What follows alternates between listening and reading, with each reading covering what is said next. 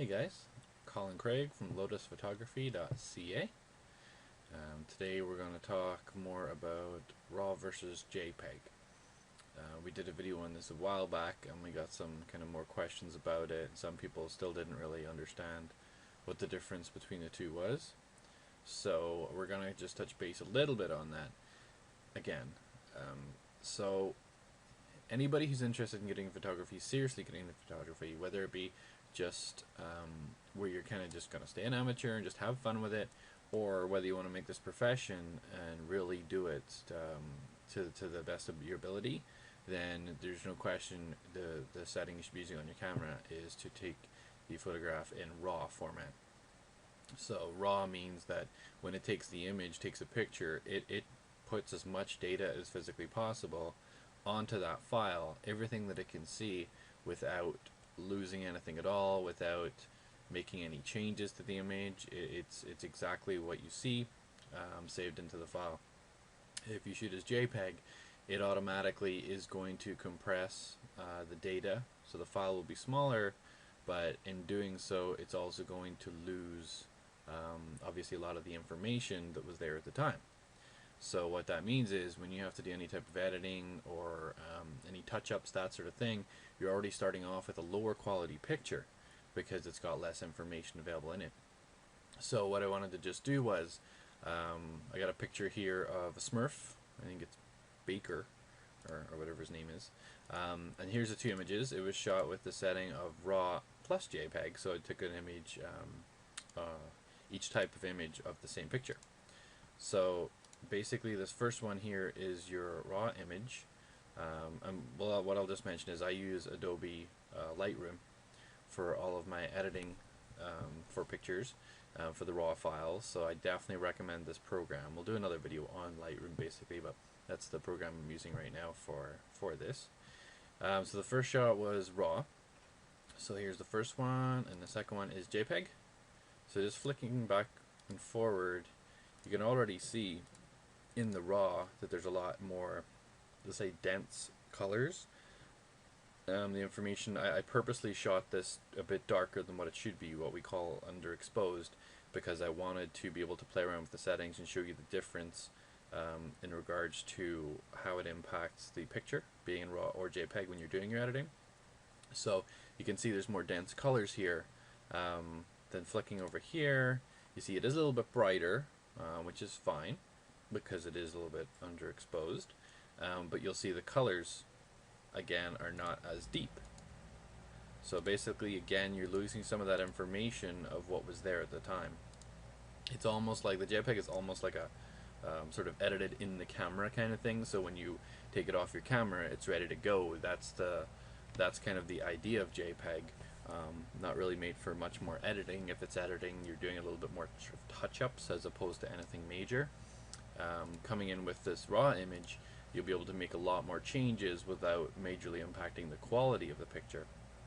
So what we'll do is, first of all, I'm just going to bring up what we can do with this raw file here. So as I say, we'll touch base on this Lightroom program I'm using another time, but I'm just going to go into this develop mode. We're just going to touch up these images a little bit to what I would like it to look like so that you can compare the two in regards to quality. So let's say this was a little bit dark, and my main focus is the Smurf itself. I see it's all grainy and everything. That's because I didn't put any extra lights or anything like that. I shot with a very, very high ISO, just so the image wasn't super dark. So we're going to just bring this up a bit here. Full light, and the reason why I'm zoomed into the Smurf itself is because that's the focus of the image. I'm not too concerned right now about what we're looking at in the background. Once I zoom out, I'll be able to focus a little bit more on that. So now you see how orange it is. That's because the lights, it wasn't white light, it was just orange light. So I'm going to pull back on a temperature a little bit, like that.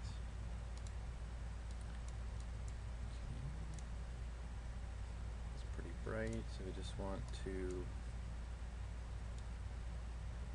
bit of those shadows, bring those in again.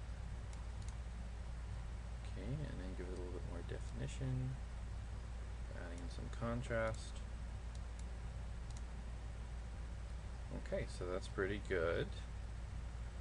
So you can see it still looks very similar to what it first was. As I say, with the high ISO, it's very grainy, but that's to be expected anyway. So this is the quality here. You can see, I mean, whenever I zoom in like this, you understand this is such a high resolution. If you were to print your picture, you wouldn't even see these dots because this is, you'll never be looking at it this high resolution. So pretty good picture there. So we flip back over here, and now you can see the contrast right away for the after edited image and in the one that isn't. So this is your JPEG. So this one, again, we're kind of going to do a similar process. We're going to bring up the brightness so we can see him. It's going to take out a bit of the shadows, a little more definition, and smooth it out a little bit. So I don't know, it's pretty washed out already. So, but we've still got that orange tinge, so we're going to pull back on that. It's a little bit too much. See, you see what's happening already when I'm trying to get the overall tone of the picture down. It doesn't have enough information in the file to adjust the color. So whenever I'm moving this, it's giving me a very unnatural look. It can only go, this temperature slider I'm using basically warms an image or cools it down by adjusting the colors. So it doesn't have enough information to give me that halfway that I'm looking for. Let's see. This is the problem you run into when editing with the JPEG.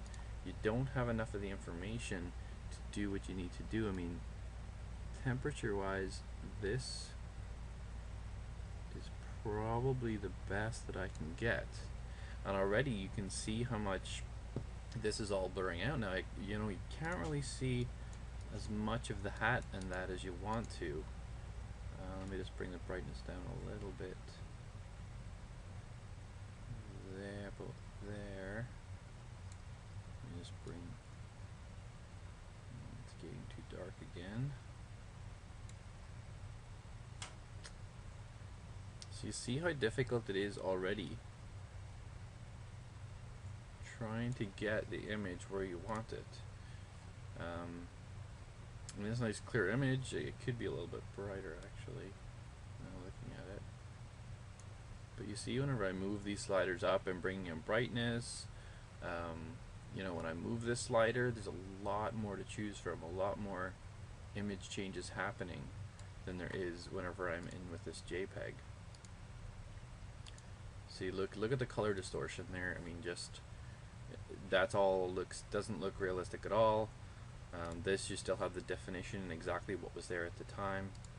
I mean, there's a huge difference there. So that gives you a good idea. I mean, I did a lot of the same adjustments on one as I did on the other. What you'll notice is the sliders on the JPEG one aren't as extreme. You see, I didn't really adjust them too much. If you look up here, you'll see like the temperature is so low down on the raw one, but it's up here, because if I was to move it down that low, see, there's the raw down here, and there's a JPEG, the slider at the same place. I mean, look at that. Hasn't got enough information to do what you need to do. It's just, I mean, it's a no-brainer as to what you're going to shoot with. So I mean, we left it what about there? I mean, it's terrible. You wouldn't give that to anybody. So I mean, that's sort of what you see black and white wise on the difference in quality between the RAW and the JPEG. So you can see how much you can do with it. I mean, if you've taken that image, something happened at the time where the image was, you know, too dark or too bright, and it was perfect. You don't have the chance to reshoot, and you know, you have to make it work. As long as you take that picture in RAW, you can do so much with it. But if you're hitting just using your JPEG and you're stuck with that image and you don't have the option to reshoot that, then you're in trouble, big trouble. I mean, the quality in that is just terrible.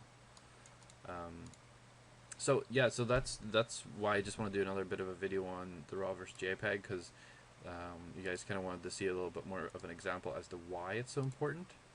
So that's it right there. You can see exactly what it looks like side by side. So, and almost it's the same type of touch-ups we did on each. So there we go. So there's the RAW versus JPEG. A little bit more detail. So I hope you guys got a little bit of something out of this as to why we want to always shoot in RAW. If you have any more questions about it, feel free to shoot us an email at colin@lotusphotography.ca. And also, if you're watching this video before June 31st, 2012, our January contest is still up, so you can get in for that. Right now, at this moment when this video is made, there were, I think, 10 entries right now, and if we get to 20 entries, then we're also giving away just a random giveaway to any of the entries, a camera bag. So definitely worthwhile getting in on that. So that's about it. This is Colin Craig from lotusphotography.ca.